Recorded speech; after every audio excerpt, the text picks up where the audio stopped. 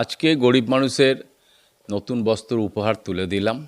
আজকে শাড়ি দিলাম, লুঙ্গি দিলাম, 100-র অধিক।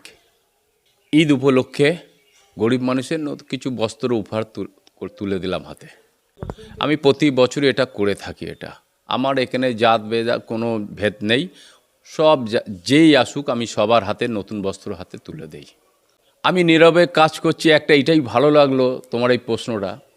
আমি একটা মঞ্চবাদী, মাইকবাদী, সেখানে আমার হাজার হাজার টাকা খরচায়।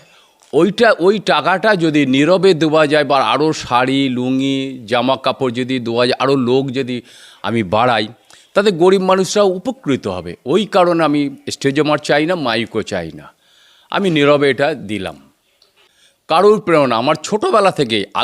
আমি যদি 10 টাকা ইনকাম করি, মিনিমাম 5-7 টাকা আমি লোককে দান করে থাকি, আর নিজের চলার জন্য ব্যালেন্সটা আমি রেখে দিই।